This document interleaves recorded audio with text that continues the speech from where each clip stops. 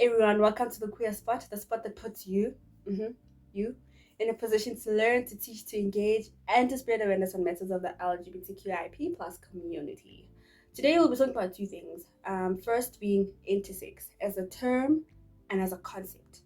And then later we'll be talking about pronouns. Please stay tuned. Intersex people are people born with genitalia, hormones, or chromosomes that are not exclusively male or female.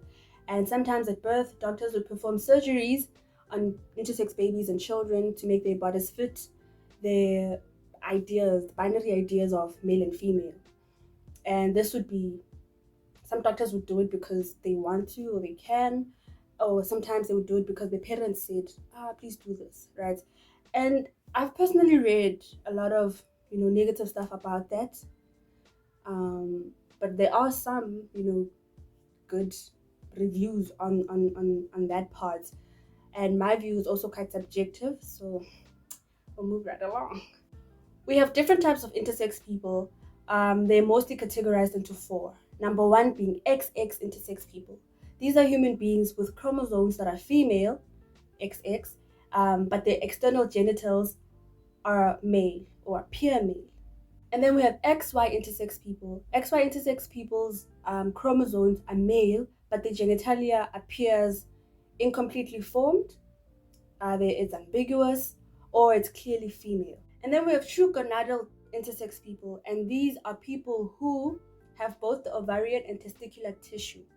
You find that a person might have one testes and one ovary, or they can have either or chromosomes and even both. And then we have complex or undetermined intersex people. Just as it is, it's complex and it's undetermined, and there's one of, more of, less of, none of, both of. It's quite complex to determine. We learn and realize that intersex people don't necessarily fit the societal definition of what a man or a woman is, and they were born that way. But we get people who say, I only recognize two genders because God made two genders, male and female. What is male and what is female? And what happens when someone at birth does not meet that? Let's think about it. I'm listening. Tell me. Which now brings us to pronouns, right? Thanks. Pronouns. What are pronouns? Remember in English? Pronouns are words that are used in the place of another. Yes. Le emedi in Setswana, lefoko boemong ba le lengwe, something like that. Yeah. So, in this context, we'll be talking about she, her, hers, he, him, his, they, them, theirs.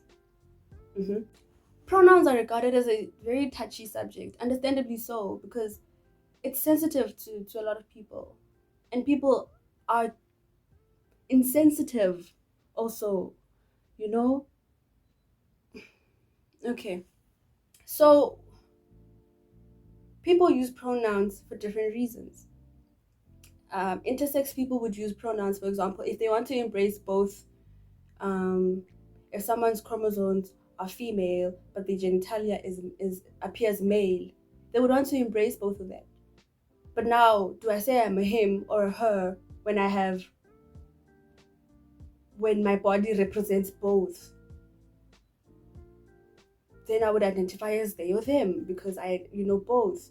But also when I don't want to embrace either of them, then I would say no, but I'm really, then I would identify as they or them because I'm not in the binary of things.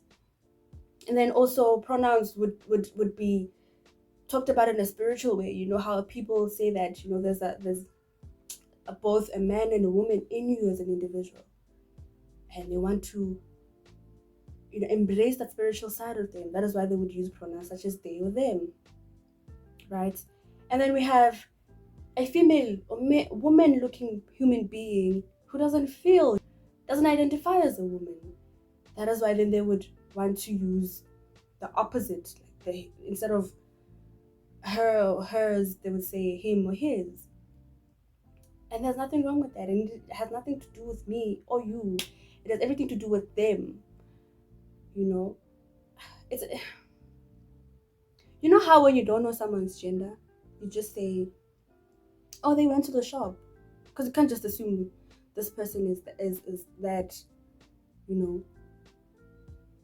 So it wouldn't make sense for you to just assume that you know someone's gender just because they look a certain way.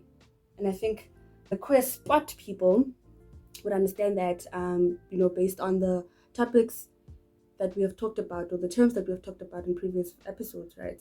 Great. So it doesn't make sense for you to police how a person would should identify or should express themselves.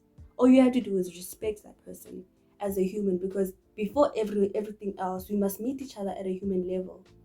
You are human, and I will therefore see you as human before anything else.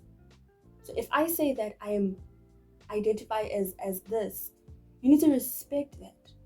Because if you're saying to me, no, I will not do that, I will not call you by this and that and that and that because in my memory doesn't exist, this means you're saying as a human being I don't exist. But here I am. What then? No, honestly, what then?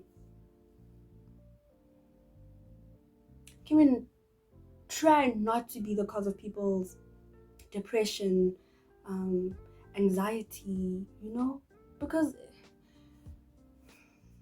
you'll be hurting people out there.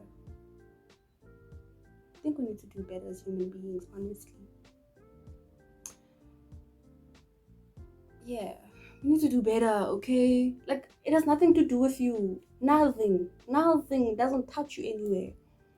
If someone says, no, I identify as this, that's okay. You just say, oh, okay. Because if you say, oh, okay, I respect you, this means you recognize me as a fellow human being. It doesn't break you, it doesn't take anything away from you. You just respect another human being. I hope you enjoyed this episode. Bye.